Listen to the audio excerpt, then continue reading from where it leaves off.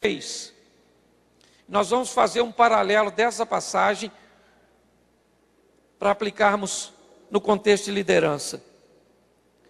Primeiro livro dos Reis, capítulo de número 3, a partir do verso de número 16, e nós vamos ver dois tipos de liderança.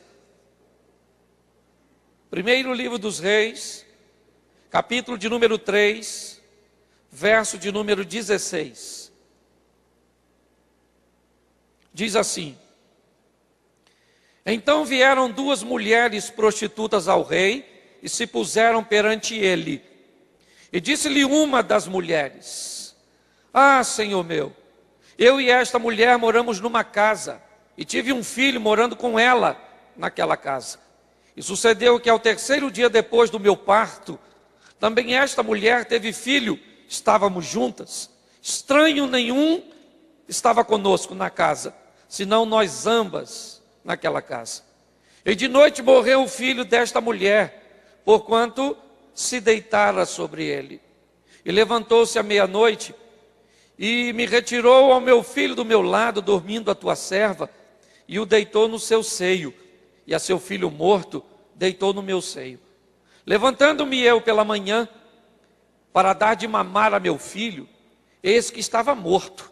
Mas, atentando pela manhã para ele, eis que não era o filho que eu havia tido.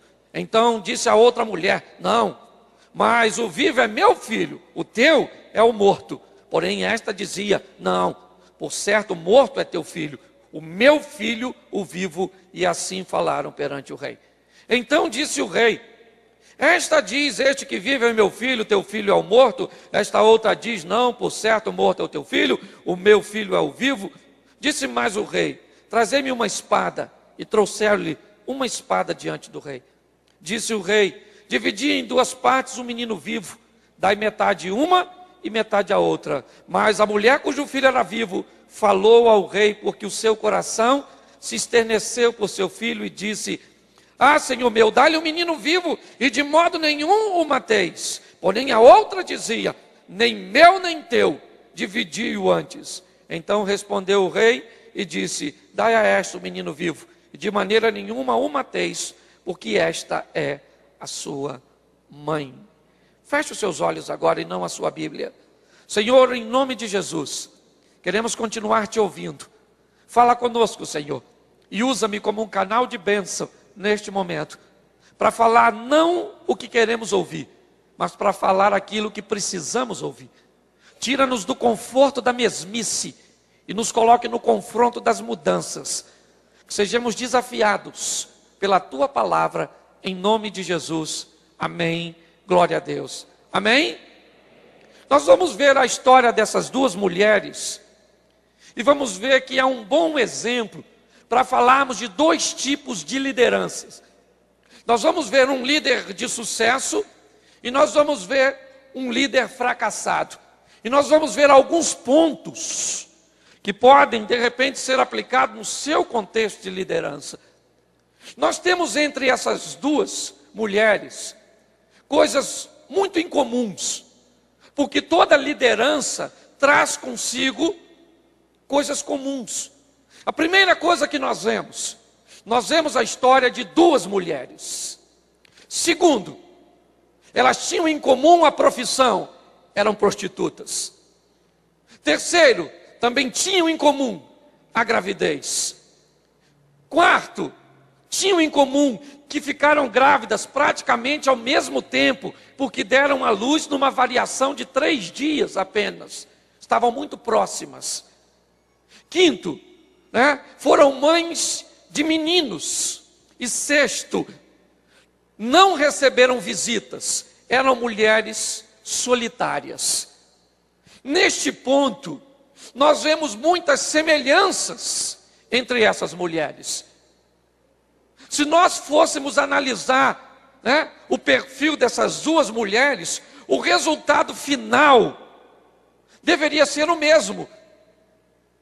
Porque elas tinham tanta coisa em comum, que nós poderíamos esperar tanto de uma, eram tanto afinidades, que elas viviam juntas. Mas por que que uma dessas mulheres vai ser bem-sucedida e outra vai ser fracassada, se elas têm tanta coisa em comum. Porque algumas coisas diferenciam essas mulheres. E é isso que nós vamos ver. Porque preste atenção, você tem muita coisa em comum com seu colega do lado. A liderança tem muitas coisas em comum. Primeiro, uma missão. Todos nós, independente de quem somos, como líderes, temos o quê? Uma missão. Essa missão qual é? Evangelizar, ganhar vidas e discipulá-las. Porque não há sucesso sem sucessão, gente. Se o sucesso parar em você, ele morreu. O evangelho é muito maior do que nós. Deus disse isso para quem? Para Ezequias. Acais foi um péssimo rei e Ezequias entra com 25 anos. 2 Crônicas 29. 25 anos de idade. Ezequias resolve rejeitar o exemplo de seu pai e pegar o exemplo de Davi, diz o texto.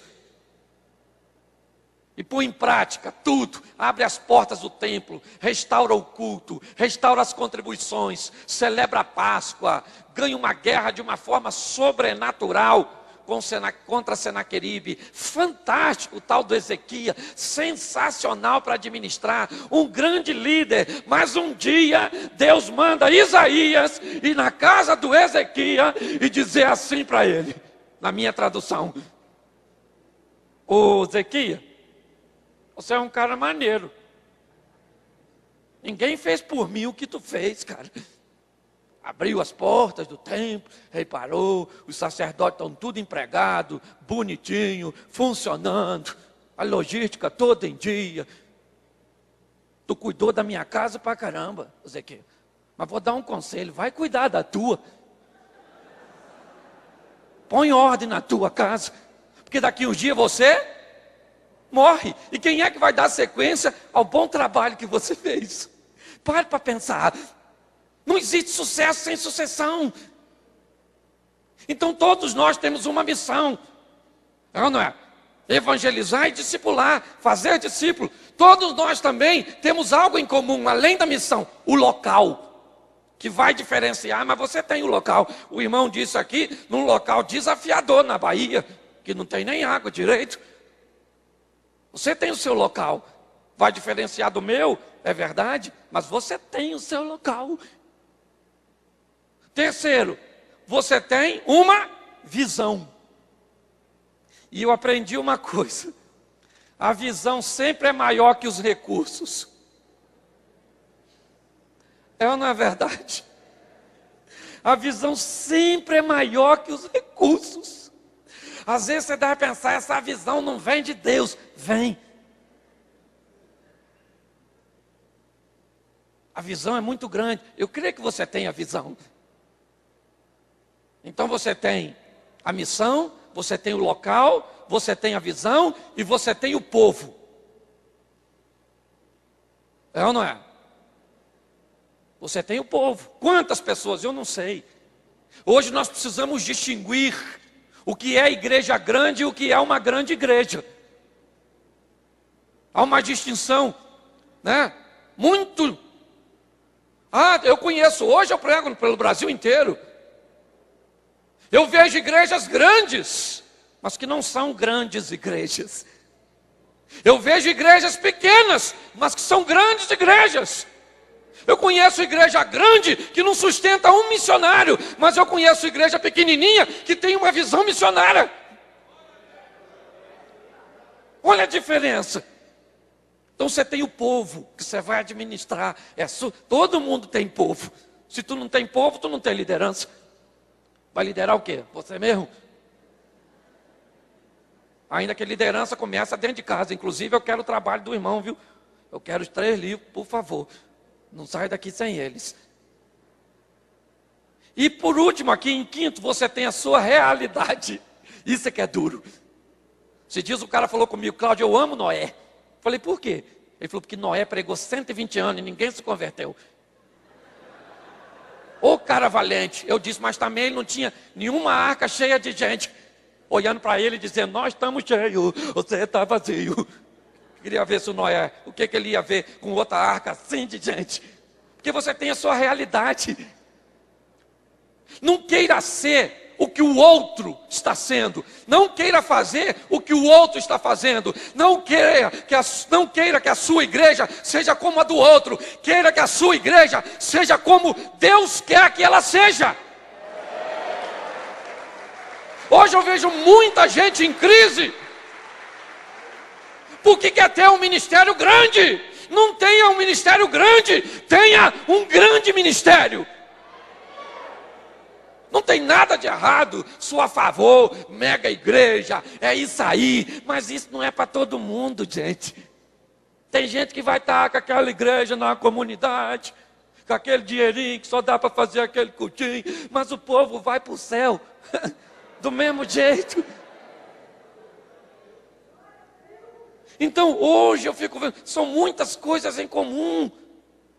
Eu não tenho, meu irmão, você não tem uma igreja grande, mas Eclesiastes 9:10 é para todo mundo. Tudo que vier à tua mão para fazer, faze-o conforme toda a tua força. Cuidado com os modelos prontos. Cuidado com as receitas, porque hoje tem gente dando receita de sucesso. Sua igreja tem que ser assim, ó. Peraí que eu vou te dar uma bula, que eu sou doutor. Minha igreja não tem que ser o que você acha que ela tem que ser. Minha igreja tem que ser o que o dono da igreja acha que ela tem que ser. Então talvez você não vai ter um ministério grande, mas você vai apacentar alguém que amanhã terá um ministério grande. Às vezes alguém pequenininho. Nós precisamos entender isso. Então temos muitas coisas em comum, gente, muitas. Mas nós temos algumas coisas que nos diferem. Noé fez uma grande obra, com quantas pessoas? 7, com ele 8.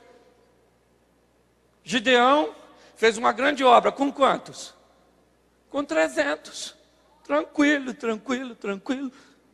Porque quem é que estava lá dando suporte? Deus. O sucesso da obra vem de... Então nós precisamos tomar algumas atitudes. Por isso, não concorra com seu irmão, concorra com você mesmo. Pare de olhar o outro. Nós temos uma tendência danada. Até eu que sou pregador itinerante, Dayana. Às vezes eu olho, por que eu vejo esse pregador vem dar uma palavra poderosíssima. Sabe o que o meu ego fala? Por que não foi tu, miserável, que teve essa visão? Eu tenho que falar para o meu ego, recolha-se a sua insignificância. Você não está sozinho? É ou não é? Você é um funcionário dessa grande obra. A gente tem a tendência a ficar olhando para o outro. Queria estar onde o outro está. Nós vamos ver isso aqui mais à frente. Por isso que eu gosto de uma empresa chamada Gillette. Estou fazendo propaganda dela não, estou só usando como exemplo. Porque a Gillette tinha tudo para sucumbir. Porque a Gillette não tem concorrente. Quem é concorrente da Gillette? Tem uma tal de Bic, que você faz a barba, parece que brigou com o gato. Faz um aparelho, 2. Uma tal de Bozano, que também. Mas ninguém concorre com a Gillette. Tem concorrente? Inclusive, ela se tornou uma superpotência quando conseguiu transformar uma lâmina de barbear em Gillette. Porque quando era aquela lâmina antiga, ninguém falava, eu quero uma lâmina de aço para barbear. Todo mundo chegava e dizia o quê? Eu quero uma Gillette. E ela tinha tudo para sucumbir, não tem ninguém para concorrer. A tendência é cair onde? Na mesmice. Mas a Gillette não. Ela encontrou uma maneira de sobreviver. Qual foi? Concorrer com ela mesma. Ela faz os aparelhinhos de 1,40. Sequinho. Não, não é? Mas aí, ela faz um com 2 lâminas com a fita lubrificante. Que custa mais R$1. Não satisfeita, ela fez um com 3 lâminas. Uma faz tchan, outra tchum, a outra tchan, tchan, tchan, tchan. Aí você pensa que ela parou? Não. Ela fez uma com 3 lâminas com a fita lubrificante e com a cabeça móvel. Não sei para que a cabeça move, mas é para a cabeça mover. Diz que faz as curvas do rosto. Não sou eu que vou discutir. Mas me encanta. Ela não tem ninguém para ficar olhando. Ela não tem ninguém para ficar copiando. Ela tem que superar quem? Ela mesma. Esse é o grande segredo de um ministério bem-sucedido. Seja amanhã melhor do que o que você foi hoje. Pare de olhar para os outros e olhe para você. É assim que funciona. Você pensa que para por aí? Para não. Ela tem um com a cabeça móvel, 3 lâminas, fita lubrificante e com a mola embaixo da lâmina. Além da cabeça fazer assim, a mola ainda faz assim. E aí eu descobri, falei, agora acabou. Pelo menos meu dinheiro estava acabando quando eu fui comprar isso. Descobri um tal de um Fusion. Custa 50 e poucos reais. 4 lâminas e uma nas costas. Uma pilha. Falei, meu Deus do céu, onde essa gilete vai parar? Eu parei no Fuso, que o meu dinheiro não dava mais. É ou não é verdade? Na experiência de campo que eu estava fazendo. Mas o que eu quero que você entenda, que o segredo é você querer ser melhor do que você. É assim que funciona. Esse é o grande diferencial, né, do ministério. Você olhar para você e parar de olhar para os outros e querer melhorar. Porque você sempre pode se tornar melhor. Então eu quero usar o exemplo, né, dessas mulheres aqui com você. Vamos colocar o filho dessas mulheres como ministério. Essas mulheres estavam grávidas e nós vamos criar um paralelo entre este filho que representa o futuro, a continuidade, e vamos pegar essas duas mulheres ali, como a liderança e a criança como o ministério. As duas ficaram grávidas, é verdade. E a mãe que vai procurar inicialmente o rei é a mãe roubada. Tanto é que no texto o discurso é dela. É ela que chama Salomão e diz: Senhor, eu estou com um problema aí. Essa mulher roubou meu filho, eu tive um filho e 3 dias depois, essa mulher teve. E o que indica que na primeira noite, enquanto a outra mãe já tinha 3 dias, a mulher dá a luz, e no primeiro dia, na primeira noite, ela já mata o seu filho. Por quê? Ela matou o filho por querer? Foi por querer? Ela matou o filho sem querer. Ela queria matar o filho, mas matou. Ela queria matar, mas ela matou. O que eu descubro aqui? Que tem muita gente matando o seu ministério sem querer. Ele não quer matar, mas ele está matando, sufocando, líderes que sufocam. Sufoca a sua família, sufoca a sua igreja, sufoca todo mundo. O literal maníaco do parque, sufocador. O líder com esse tipo. Por quê? Porque o ministério, ele traz consigo, né, algumas coisas muito importantes, que uma mãe teve e a outra não. O ministério precisa de atenção. O ministério precisa de renúncia. Ele vai precisar disso. Não tem como. Se você recebeu algo de Deus e não tem atenção a dar, se você não tem tempo a dar para o ministério, como é que vai ser o futuro desse ministério? Essa mulher tem um filho. E sabe o que me encanta? É que uma das mulheres, eu não conheço a história de vida delas, sei que eram prostitutas e para a época, provavelmente, né, não teve um histórico muito bom no que diz respeito à família, senão não estava nessa profissão, que é uma das mais antigas de todos os tempos. Mas ela estava grávida, e uma mulher fica grávida em média entre 7 e 9 meses. Se for normal, tudo certinho, 9 meses. Aquela mulher tem um filho dentro de si durante 9 meses. ela já tem um contato inicial com aquela criança. Ela já pode sentir a criança dentro de si. Se ela não tinha habilidade para lidar com criança, era hora de quê? De aprender. Era hora de buscar conhecimento. Para o momento que a criança nascesse, ela estaria bem informada. Como amamentar, como cuidar, como trocar uma fraldinha, como lidar com aquela criança que para ela é nova e que é o futuro. Hoje eu vejo muitos líderes, porque não se esqueça, além de atenção e além de renúncia, uma criança, ou seja, um ministério precisa ser ali mesmo. Se você é mãe, sabe melhor que eu, que para uma mãe alimentar, quanto mais nutrida ela estiver, quanto mais alimentada ela estiver, quanto mais preparada ela estiver, melhor será o aproveitamento do seu filho. Hoje eu vejo gente que tem um ministério para alimentar, mas ele não se alimenta para alimentar o ministério. Que livro você anda lendo? Quem você anda ouvindo?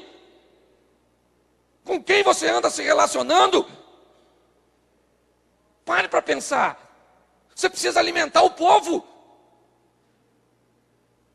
E mensagem, queira ou não queira, como disse o pastor aqui muito sabiamente, nem todo pastor é administrador, nem todo pastor é pregador. Eu sei disso, lido com um pastor que não prega nada. Mas o cara administra muito, é o pastorzão, está lá. É ou não é? E ele tem obrigação administrativa de achar um cara que prega. Porque Deus vai mandar, o ministério não é dele, é de Deus. Aí Deus manda um pregador bom para o ministério dele. O que é que ele faz? Sufoca o cara. Porque o pregador no púlpito pode chamar mais atenção que o pastor. Então vamos sufocar esse miserável. Vamos segurar ele lá embaixo, para ele não crescer. Agora não se esqueça, olha a posição de quem segura o outro lá embaixo. Ou seja, quem segura o outro embaixo também não cresce, filho. Tem que ficar lá embaixo. Você precisa se alimentar bem para alimentar esse rebanho. Hoje o povo está exigente. Essa turma vem para a igreja querendo. Esse dia eu fui ouvir um cara pregando. Rapaz, o cara pregou uma mensagem, não acrescentou nada no meu saber, ainda botou dúvida naquilo que eu já sabia. Falei, meu Deus do céu.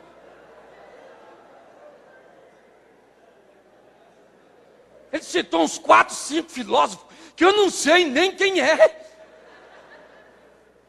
Imagina o povão. Fulano de tal. Eu falei, língua estranha. Revela, Deus, quem é esse miserável, que eu não sei quem é.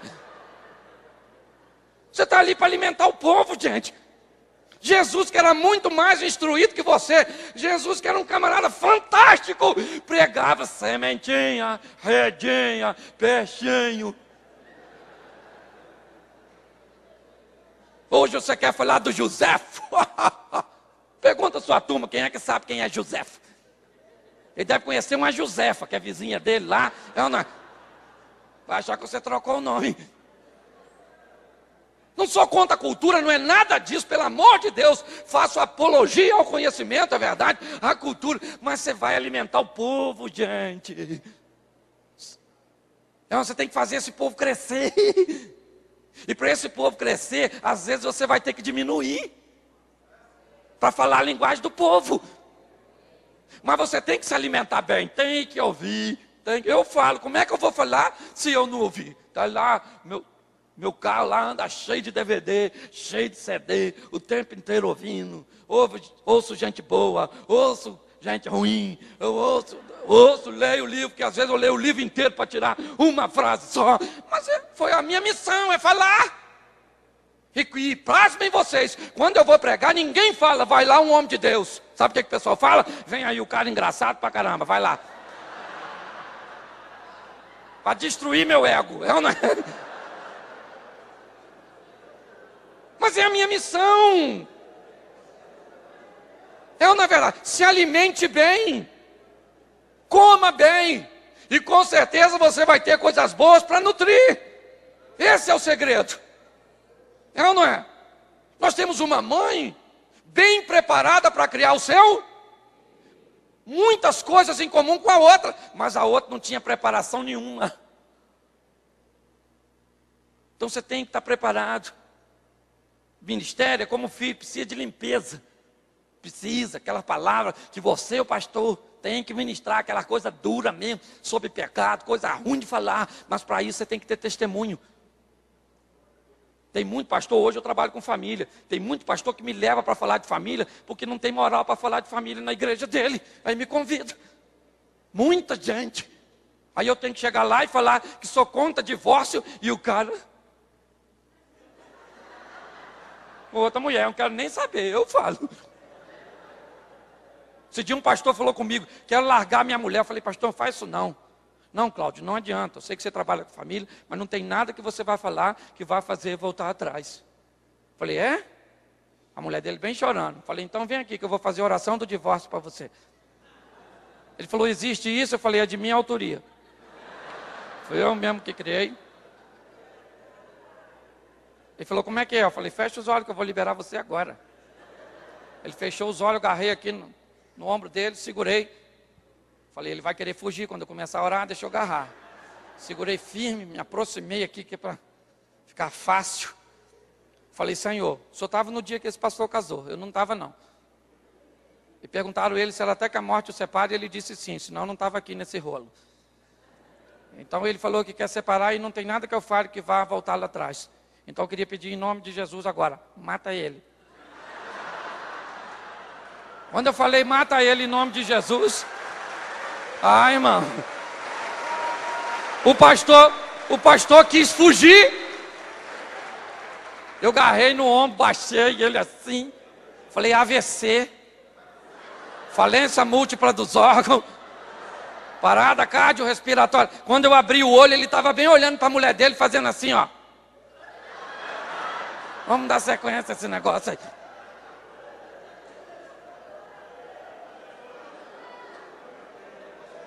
Hoje eu vejo gente que tem dificuldade de limpar as suas ovelhas, porque as suas ovelhas vão estar olhando para você. O ministério precisa disso. É ou não é? Aquelas palavras, né, que vão vir de Deus, revelações. Normalmente uma mensagem é composta de 50% revelação, 50% pesquisa. Algumas podem ser 100% revelação, algumas podem ser 100% pesquisa, mas grande maioria delas, pelo menos comigo, é assim. É uma parte pesquisa, uma parte revelação. Na minha igreja eu prego palavras assim, eu tenho um culto toda segunda-feira. Normalmente tem a 4 para estar aqui hoje, meu pastor teve que me liberar. Eu prego segunda e quarta na minha igreja. É assim, é um povo que tem que alimentar. Falar contra pecado mesmo, falar. Esse dia um garoto falou comigo, pastor, eu queria falar uma coisa com o senhor. Estou decidido, falei, o que é? Estou apaixonado, falei, bom, por outro menino. Falei, complicou, hein, o serviço, hein. Aí ele falou, o que o senhor acha? Eu falei, eu não acho muita coisa não, viu? Mas você quer saber o que a Bíblia acha? O senhor é homofóbico? Eu falei, eu não, isso dá cadeia. Homofóbico de jeito nenhum. Mas eu tenho um negócio aqui na Bíblia para te mostrar. Quer ver aqui, Levítico? Não deitarás homem com homem como se ele fosse mulher, porque a abominação é. Leu? Ele falou, li, senhor. Eu falei, eu não tenho nada a ver com isso, não fui eu que escrevi. Essa literatura não é minha, entendeu? É a única coisa que eu creio. Eu sei que você tem uma verdade no seu coração, que é a paixão por outro rapaz. Mas o que vai prevalecer? A sua verdade ou a verdade de Deus? Eu estou aqui para te mostrar a verdade de Deus, mas a decisão é sua. Então nós precisamos estar preparados para falar o que as pessoas não estão muito afim de ouvir. É ou não é verdade? É duro, mas às vezes o cara que vai fazer dá o maior dízimo. Aí complica, né, irmão? Complica não. Tem que falar para o miserável. Até porque ele também tem que entender que a obra não é tua. Se ele não sustentar, Deus sustenta. Ué, é ou não é verdade? A liderança tem que entender isso. Vou te dar um exemplo disso. O Elias, O Elias representava a igreja. Era o ministério dele, o ministério da palavra, o profeta. Ele profetizou duro contra Acabe. Acabe, você casou com uma mulher muito doida chamada Jezabel. E agora não vai chover na sua horta. Acabe não acreditou muito não. Mas quando a chuva não veio, alguém deve ter aconselhado Acabe: mata o Elias, que aí a profecia cai. Deus falou, olha como é que Deus é engraçado, gente. Falou: Elias, corre, corre. Acabe bem quer te matar. Elias deve ter pensado: a culpa é de quem? Elias foge para o ribeiro de Querite e Deus diz: já conversei com o corvo, para o corvo te trazer pão e... O que é que eu aprendo com isso? Que Deus não precisa de homens para sustentar sua obra. Deus é autossuficiente. É ou não é verdade? Não tenha medo de pregar a palavra de Deus. Tenha medo de ver o seu ministério aliançado com o pecado. O corvo, que corvo é esse, gente? Onde foi a churrascaria? Que o corvo, que corvo educado que não come, traz e põe ali. Aí o ribeiro secou. Elias estava engasgando. O corvo só vinha trazer pão e carne, mas não tinha água. Deus falou: Elias, sabe o que é? É que Acabe já está chegando aí. Vai para Serepta, que pertence a Sidom, fora dos termos administrativos de Acabe. Fica lá que eu já conversei com a viúva para te sustentar. Gente, como Deus estava precisando dessa viúva. Se não fosse essa viúva, gente, coitado de Deus, fica até com pena. Era assim? Quem é que estava precisando? A viúva, porque estava na miséria. Deus olhou para a viúva e falou: vou dar uma oportunidade dessa mulher crescer. Vou levar minha obra para a vida dela e vou dizer: se a senhora estiver disposta a investir no meu reino, eu dou a garantia à senhora que nada vai te faltar. Pare para pensar. Nós temos que entender que Deus está no controle. É ou não é? O Elias viveu tudo isso. E como você também era um homem normal, o cara matou 450 profetas, creio que ajudado por alguns. E aí Jezabel ameaçou ele de morte. Olha que coisa de líder. Elias fugindo de Jezabel. O cara matou 450 profetas. Falava para cair fogo, caía. O cara era um incendiário, show pirotécnico. Era com Elias. Deus já estava afinzão de matar Jezabel. Era só Elias falar: fogo nela. O cara estressado foge para não morrer da Jezabel. Entra numa caverna e diz: Senhor, que mulher perigosa. Coisa de servo de Deus, não é verdade? Deus te dá uma vitória magnífica lá e hoje você fica com medo da Jezabel. Aí Elias diz: ah, Senhor, sabe o que é? Eu queria morrer. Deus deve ter pensado: se tu quer morrer, volta lá que Jezabel te mata, filho. Para que eu vou te matar se eu posso terceirizar o serviço? É, não é verdade?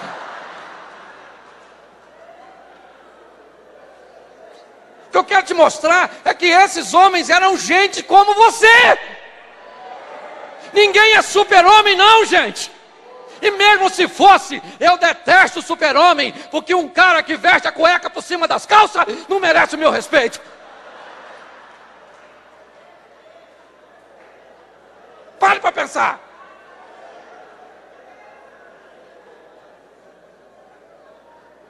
Mas preste atenção. Quando um líder fracassa, quando essa mulher matou seu filho, para onde é que ela olha? Para o filho da outra. Ela matou o filho, primeira coisa que ela olhou, para o vivo. É assim que funciona. Os caras matam o ministério dele e fica de olho no seu. Eu quero dele, eu quero dele, eu quero dele. Ô, rapaz, você não sabe cuidar de ministério, vai aprender. Tem gente habilitada, leva a gente para dar um curso na sua igreja, para te ensinar. Tem que investir nesse troço. Fico com pena de, às vezes, de investir um dinheiro. Aí fica vendo o ministério morrer, fica de olho no dos outros que está vivo. Ela não... Aí ela vai lá, pega o filho, olha só, pega o filho vivo, pega para ela e põe o morto no lugar. Fica quietinho. De manhã, a mãezinha vê o filho morto. E sabe o que me intriga? Quem é que contou para essa mãe que a outra rolou em cima do filho e matou? Quem contou para ela? Não teve testemunha. Sabe o que indica? Que a mãe do filho vivo já tinha avisado ela: não fica tão próxima desse menino. Mantenha uma distância segura. Não é assim, minha filha. Já estou com o meu há 3 dias, já estou com a experiência de 3 dias, estou na sua frente. Não é muita experiência, mas já é alguma coisa. Então põe esse menino no lugarzinho seguro. Você vai acabar. Olhe bem. Provavelmente ela já tinha avisado. Porque a outra foi negligente. E o que mais tem matado o ministério hoje é negligência, gente. É negligenciar a realidade que você tem na sua mão. Seja ela financeira, seja ela em números de membros, não interessa. Ela é a sua realidade. Tem que ser encarada. Mas aí então, não teve testemunha. E agora? São 2 prostitutas. Elas têm tanta coisas em comum que o rei não tem como ir a favor de uma nem de outra. O rei não sabe quem está falando a verdade. Ele não pode tomar partido de nenhuma das mulheres. Então o rei vai apelar para uma coisa que faz toda a diferença. Uma coisa que é o grande sucesso, ou a grande ênfase do sucesso ministerial. Sabe o que é? Amor. O rei diz: me traz uma espada, e eu vou partir a criança nu, e dou metade para uma e metade para... Aí o amor da mãe original, o amor da verdadeira mãe explode. E no repente ela diz: não mata o menino, dá o menino para outra. E a outra disse: nem meu nem seu, parte o menino sim. Note que ela não queria o garoto, ela queria que o outro não tivesse. Porque o ruim não é ser perdedor, o ruim é ver o outro vencer. Isso que dói. Você passar em cima de uma nota de 100 e o cara veio atrás e achou. Isso que é dolorido, não é verdade? Você tanto precisando dos 100. Olhe bem, Salomão então olha para o amor. Sabe por quê? Porque o verdadeiro sucesso é você amar o que faz. Eu amo pregar. Quando eu prego, eu não penso em mim. Se eu pensasse em mim, eu não falo as besteiras. Sei que tem teólogo aqui, de plantão, que deve ter anotado um montão de coisa errada que eu falei. Acha que eu deveria usar um texto só.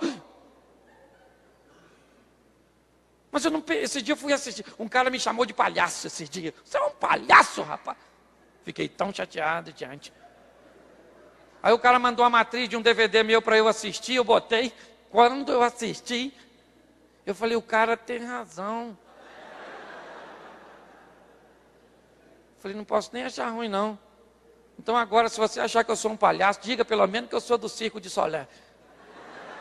Pelo menos um palhaço de classe. Mas sabe o que eu aprendi? Amar. Ame o que você faz. Eu amo pregar. Eu amo ler a Bíblia. Eu leio a Bíblia, falei disso lá no Slaveca, a turma que estava lá, porque eu acho a Bíblia um livro maravilhoso, engraçadérrimo, porque Deus era um Deus de muito bom humor. Isso reflete em Jesus, sempre bem-humorado. O dia que foram prendê-lo, adrenalina na veia, Jesus se aproxima da guarda do templo e diz: quem vocês estão procurando?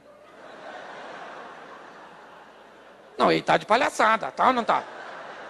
Não é brincadeira o que ele está falando. O cara está 38 anos doente, na beira do tanque de Betesda, de olho no tanque. Jesus se aproxima e pergunta: queres ficar são? Eu ficação? Não, não. Eu venho aqui de bobeira, só ver os outros, é.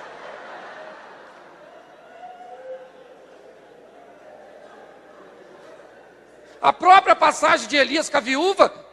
Elias, já falei com a viúva para te sustentar. Elias deve ter pensado, deve ser uma viuvaça. Chega lá, a viúva catando os gravetos dele. Elias deve ter falado: o senhor está de brincadeira comigo. Do Ribeiro de Querido para a viúva, meu Deus do céu, que queda livre. Bartimeu está gritando na beira do caminho: filho de Davi, filho de Davi, filho de Davi. Jesus se aproxima e pergunta: o que queres que eu te faça?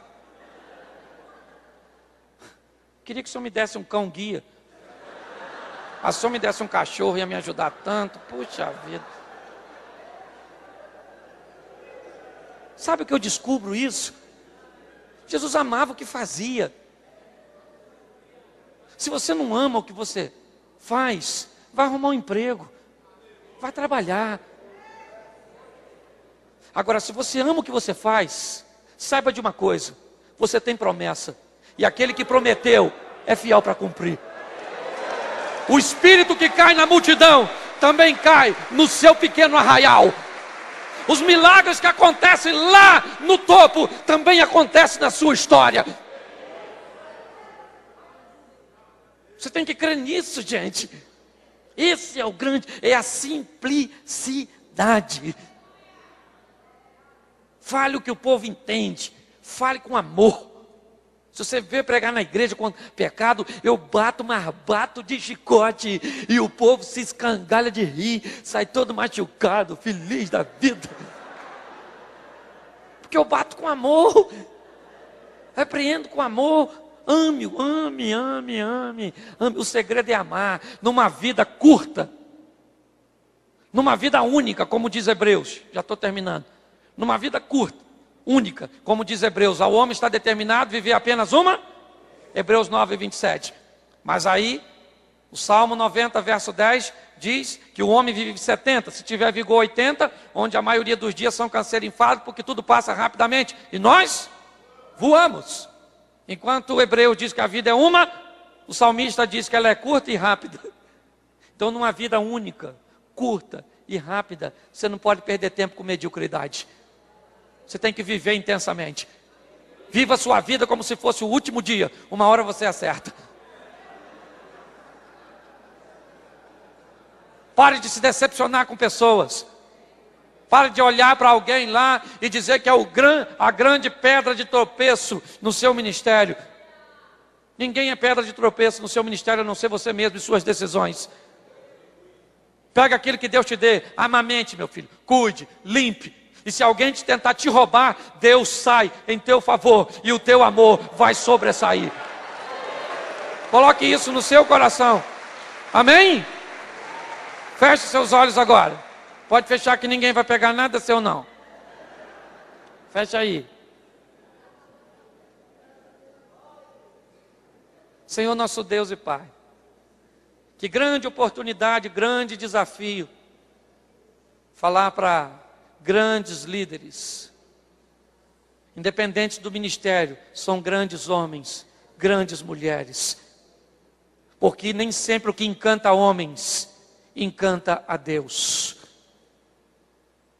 Por isso, Senhor, toma cada congregação aqui representada, toma cada família aqui representada, seja com teus filhos e filhas, que tenham sucesso em primeiro lugar na sua casa, e que o sucesso possa se expandir para seu ministério. Continua usando, dando sabedoria, discernimento, maturidade, mas que não haja negligência. Como diz o profeta, conhecei-o e prossegui a conhecer. Nós, como líderes, não nos basta conhecer-te, nós precisamos prosseguir e conhecer-te. Abençoa, ó Deus, esse trabalho que tem reunido tantos líderes, com realidades tão diferentes, mas liderados pelo mesmo Deus, pelo mesmo Espírito e fundamentados sobre o mesmo nome, Jesus de Nazaré. Que a palavra seja nossa companheira, que o Espírito seja o nosso conselheiro e que Cristo seja o cabeça. Muito obrigado, Senhor. Em nome de Jesus. Amém. Vale um amém? Bom, deixa eu anunciar aqui. Estou na hora ali.